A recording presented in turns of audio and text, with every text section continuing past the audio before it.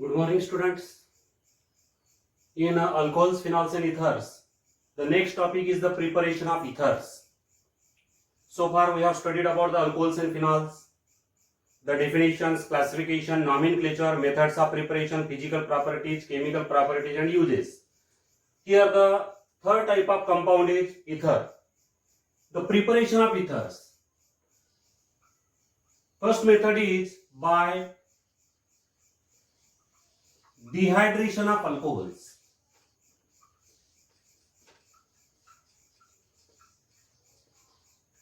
Dehydration of alcohols. Now, dehydration means elimination of water. The loss of water molecule from the alcohols is known as dehydration. The dehydration of alcohols is again of two types: intermolecular dehydration and other is the intramolecular dehydration. Now here, intermolecular dehydration means if there is a loss of water H2O from two molecules of alcohol, two molecules of alcohol lost one water molecule, then that is called as the intermolecular dehydration. And other is the intramolecular dehydration. In intramolecular dehydration, the water molecule is lost from a single molecule of alcohol. So two types of dehydrations are possible there. For the dehydration of alcohols, there is a need of dehydrating agent. The dehydrating agent are dehydrating agent, concentrated sulfuric acid or phosphoric acid.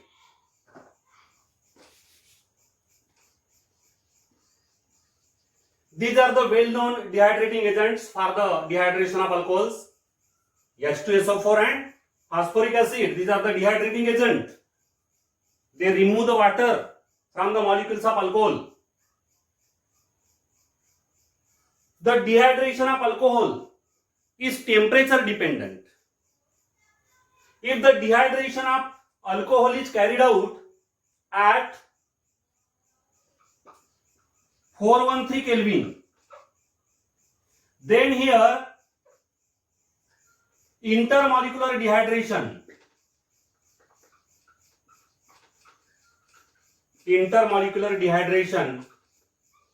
occurs, and due to the intermolecular dehydration there is the formation of ether. Ether is formed. But if the alcohols are dehydrated at 443 Kelvin, at somewhat higher temperature, elevated temperature, then intramolecular dehydration occurs. Intramolecular dehydration. And by the intramolecular dehydration of alcohol, there is a formation of alkene. Alkenes are obtained there. So here there is a competition between the intermolecular dehydration and intramolecular dehydration. If the dehydration is carried out at the 413 Kelvin, then here intermolecular dehydration predominates.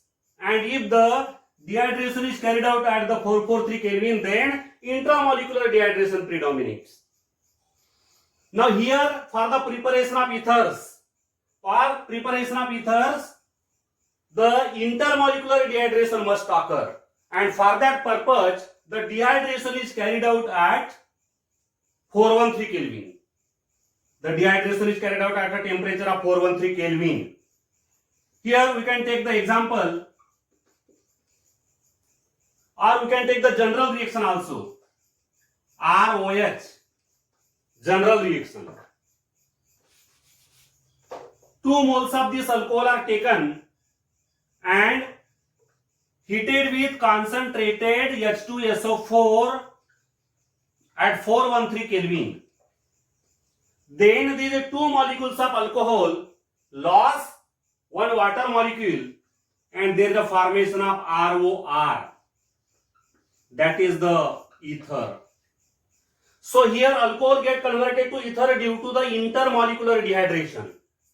Intermolecular dehydration occur here. For example, when 2 moles of ethanol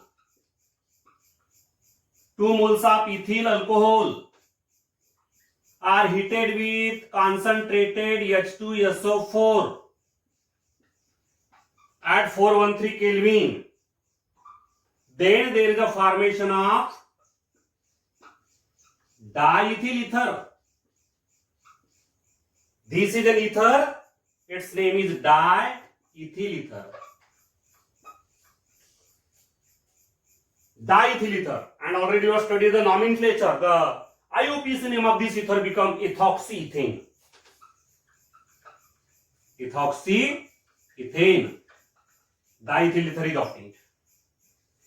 But if the same alcohol is heated with concentrated H2SO4 at 443 Kelvin,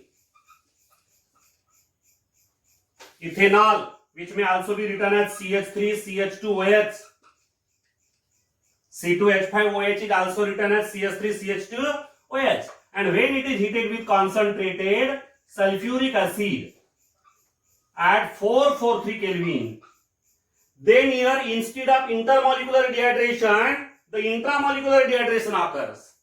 There is a loss of water molecule from the single molecule of alcohol. How the water molecule is lost? See here. In the form of water, this OH from one carbon and the H from the other carbon is lost.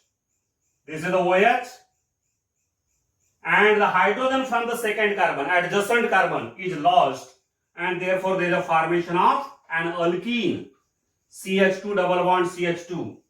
The alkene is formed. Ethanol is converted to ethene. Ethanol is converted to ethene. So this is the intramolecular dehydration, and this intramolecular dehydration is not required for the preparation of ether. For the preparation of ether we need here the intermolecular dehydration, which is carried out at 413 Kelvin by heating with concentrated H2SO4, which is a well-known dehydrating agent. So here in this method, the alcohol which is to be converted into the ether is heated with concentrated sulfuric acid at 413 Kelvin, then it undergoes the intermolecular dehydration to give the corresponding ether. Particularly this method is used for the preparation of symmetrical or simple ethers. Simple or symmetrical ethers are obtained by this method, that is by the dehydration of alcohols. Simple or symmetrical ethers are obtained. Now here, among the isomeric alcohols, here in the dehydration of alcohols to give the ether, the primary alcohols are best suited. The alcohol should be primary for the preparation of ether. The primary ethers favor the formation of, primary alcohols favor the formation of ether. For the preparation of ether, we need here the primary alcohols.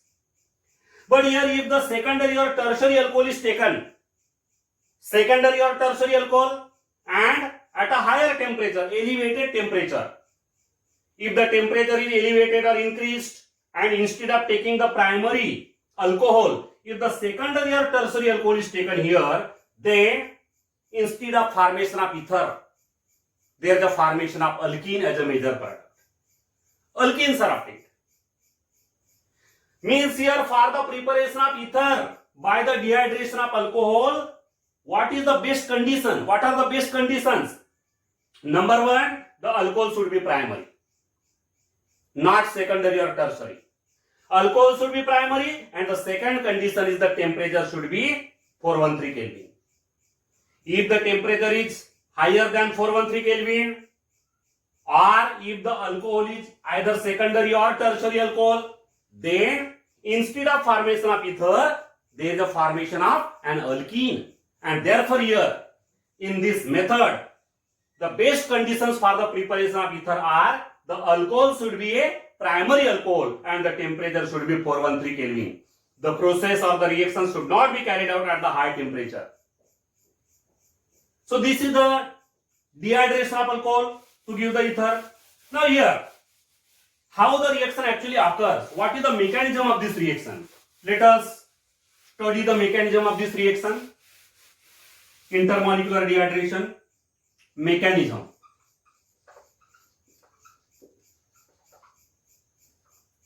Here you know that the dehydrating agent is H2SO4 or H3PO4, an acid.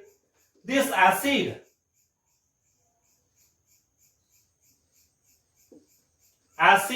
generates H positive ion. H positive ion is produced from the acid. This acid catalyst, the dehydrating agent produces H positive ion. Now this H positive ion bring about step 1, the protonation of alcohol. There is a protonation of alcohol. Alcohol get protonated. Now what is the meaning of protonation? Protonation is the addition of proton. Proton means H positive ion. Proton is generated by sulfuric acid, or it may be generated by phosphoric acid. This proton get added in the molecule of alcohol,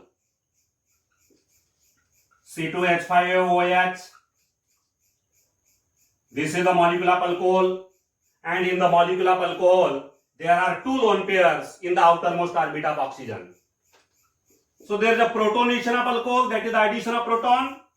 Proton from the acid combined with the alcohol to give the protonated alcohol.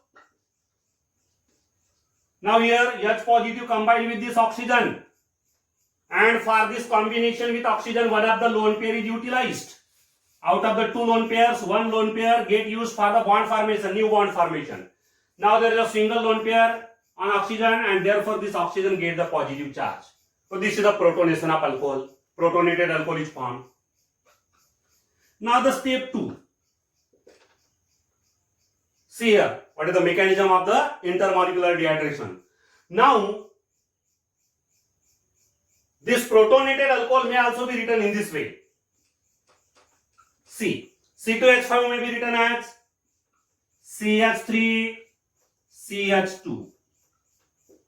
CH3 CH2 means C2H5 OH2.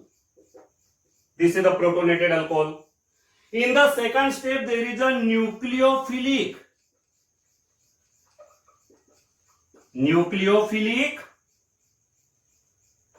addition of, or nucleophilic attack of,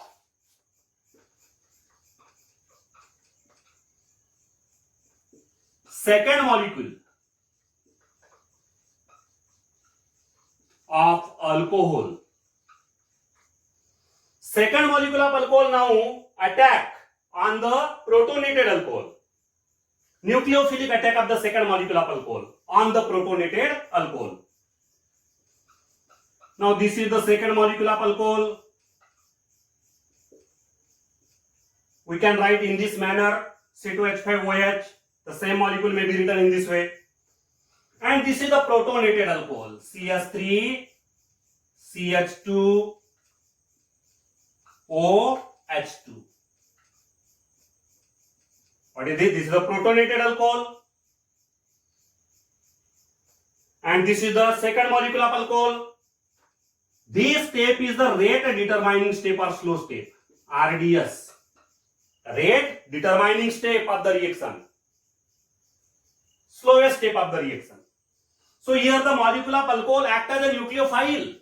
The molecule of alcohol acts as a nucleophile. And it attack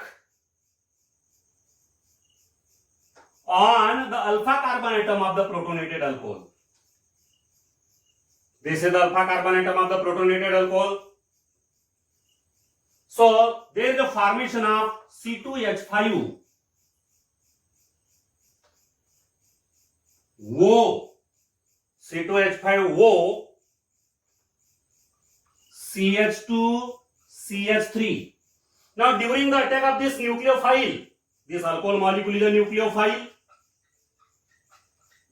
Alcohol molecule is a nucleophile. Whenever this nucleophile attack on the alpha carbon atom of the alcohol, protonated alcohol, at that time there is a breakdown of the carbon oxygen bond.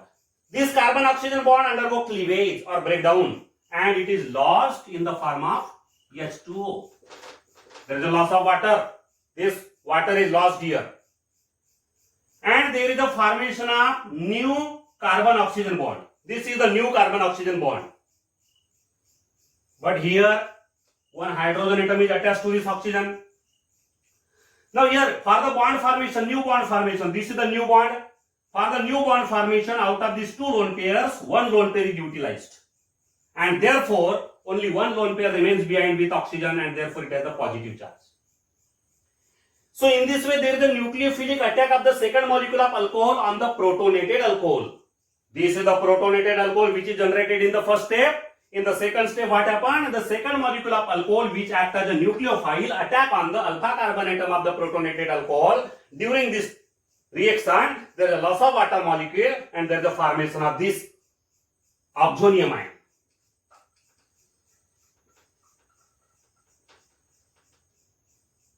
There is oxonium ion.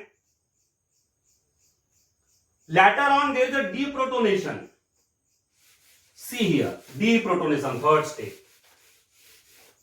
Step number 3. Deprotonation occur. Now, meaning of deprotonation is the loss of proton from this oxonium ion. C2H5OH, CH2CH3. This is the oxonium ion. From this oxonium ion, there is a rapid loss of, firstly, there is a loss of proton. How the proton is lost? See here. The oxygen-hydrogen bond undergo cleavage, breakdown, and this covalent bond is converted into the lone pair. This shared electron pair is converted into the lone pair. Now here two lone pairs again appear in the outermost orbit of oxygen. This one lone pair, previous lone pair, and this is the second lone pair. The covalent bond get converted into the lone pair plus H positive ion get separated. So this is the deprotonation, and this deprotonation gives the ether. The name of the ether is diethyl ether. Diethyl ether. So these are the 3 steps involved in this method. That is, in the intermolecular dehydration of alcohol, 3 steps are involved. Step number 1, protonation of alcohol. Step number 2, nucleophilic attack of the second molecule of alcohol on the protonated alcohol. And the third step is the deprotonation. In this way, there is the formation of the ether. This is the mechanism of the intermolecular dehydration of alcohol to give the ether. And it is a temperature dependent reaction, remember. The temperature should be 413 Kelvin. If the temperature is elevated or increased, then instead of intermolecular dehydration, the intramolecular dehydration may occur there, and there is the formation of an alkene. But here, for the preparation of ether, we need here the intermolecular dehydration, therefore the temperature should be 413 Kelvin. And here the best alcohols which are suited in this method are the primary alcohols. Instead of primary alcohol, if here we take the secondary or tertiary alcohol, then instead of formation of ether, there is a formation of alkene as a major product. So this is one method for the preparation of ether. The second method for the preparation of ether is the Williamson synthesis. Second method, Williamson's synthesis.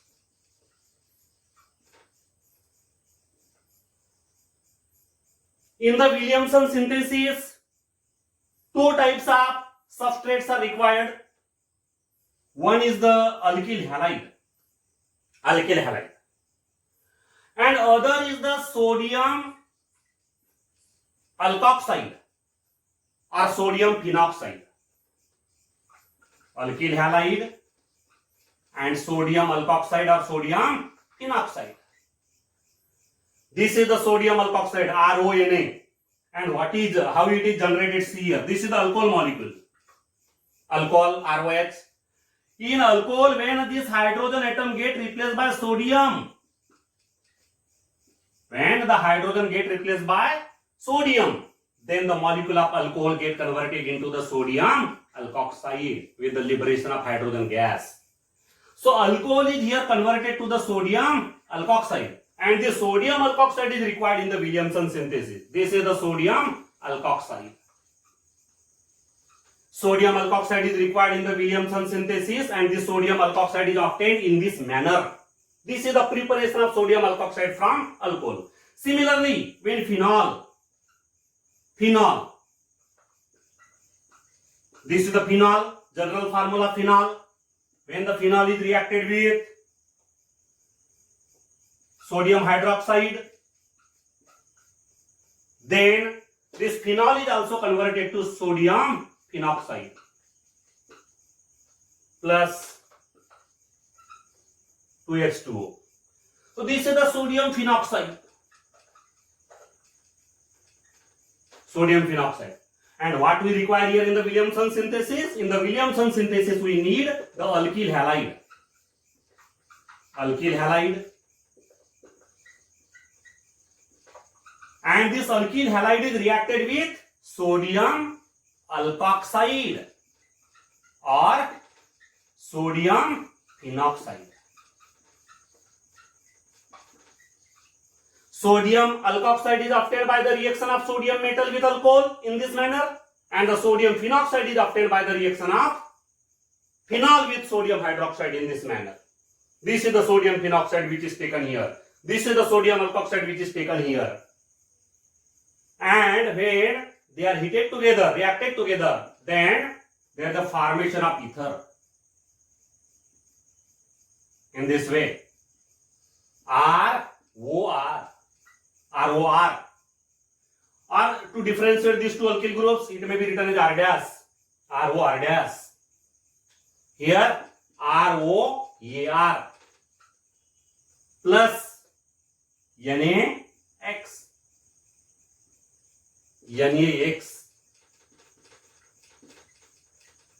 So what is it? This is the ether, dialkyl ether, and this is also ether. It is alkyl aryl ether, aromatic ether, because on one side of oxygen there is the alkyl group and on the other side there is the aryl group. So this is the aromatic ether. This is also ether. So in this way, in the Williamson synthesis, we obtain the ether. For the preparation of ether, we need here two types of reactants. One is the alkyl halide and other is the sodium alkoxide or sodium phenoxide. And in turn, how these are obtained? See here, alcohol is converted to the sodium alkoxide in this way, and the phenol is converted to the sodium phenoxide in this manner by reacting with NaOH. So here in this way there is a formation of ether. By using the Williamson synthesis, we can obtain the simple as well as mixed ether. Both the types of ethers are prepared by this method. Both the types of ethers are obtained by this method. See here the example. If here we have taken C2H5Br, ethyl bromide, and this is the sodium ethoxide. What is this? This is the sodium ethoxide, which is obtained from ethanol, C2H5OH. By reacting with sodium metal gives C2H5O Na. So here, when ethyl bromide is reacted with sodium ethoxide, then there is a formation of C2H5O, C2H5. That is the diethyl ether. What is this? This is the diethyl ether. IUPAC name is ethoxyethane. Similarly, when we react methyl iodide, alkyl halide, with sodium phenoxide,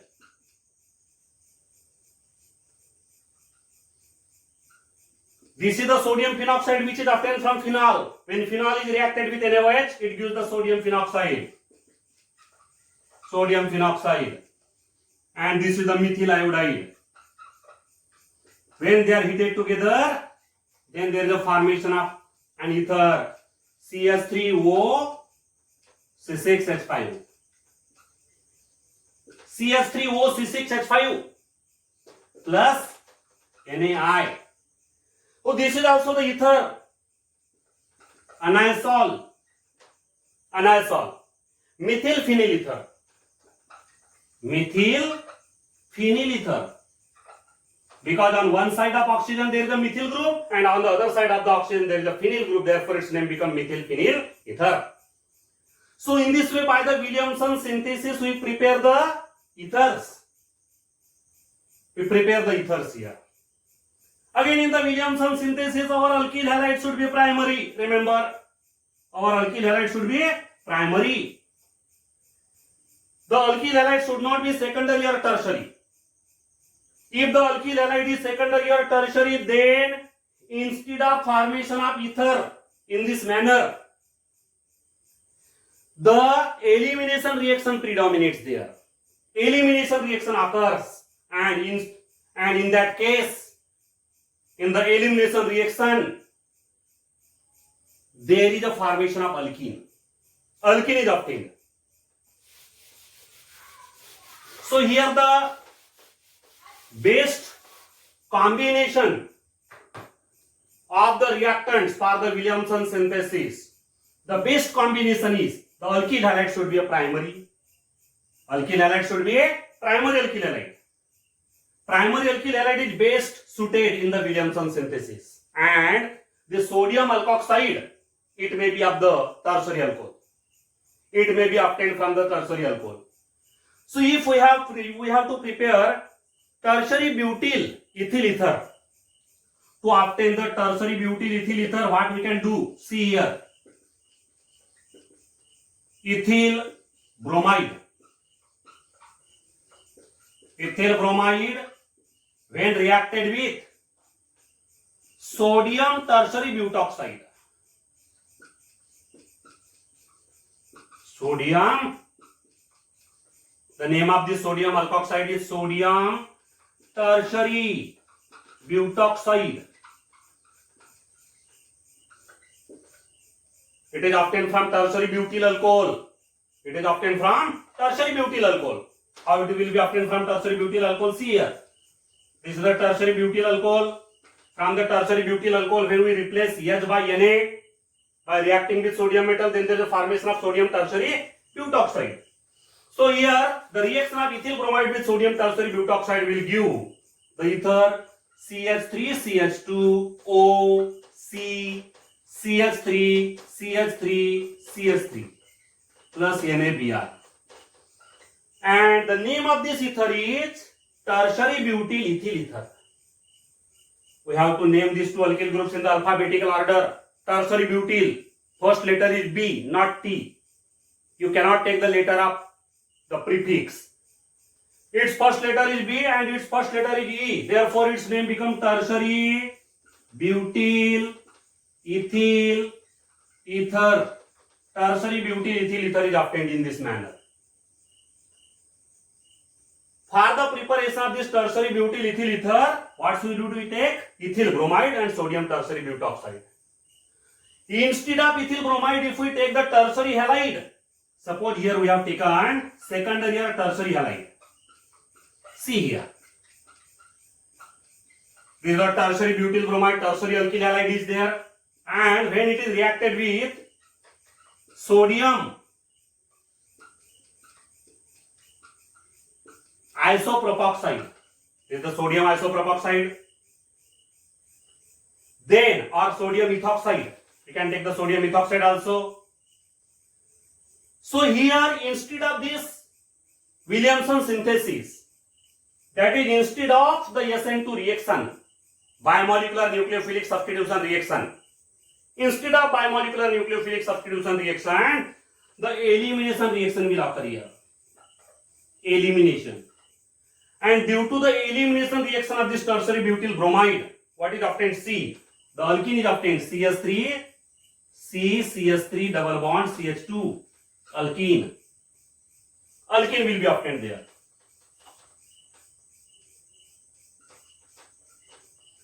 Here alkene is obtained plus NaBr plus this sodium alkoxide will be converted to alcohol CH3 CH2OH.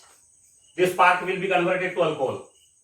So there is no formation of ether. There is no formation of ether. Means instead of this primary alkyl halide, if we take the tertiary alkyl halide or secondary alkyl halide, then instead of Williamson synthesis, there is the elimination of the alkyl halide. The alkyl halide undergo elimination, and due to the elimination of the alkyl halide, there is the formation of an alkene as a major product. There is no formation of ether as a major product.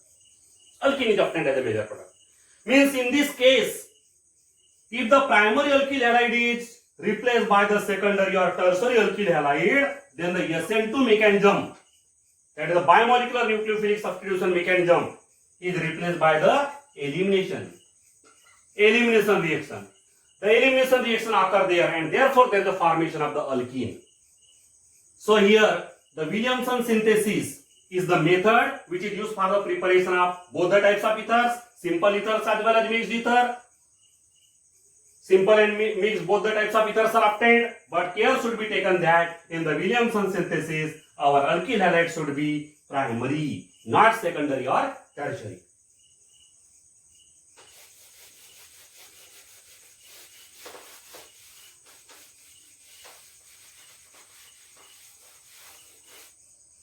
So this is about the Williamson synthesis and preparation of ethers. Thank you.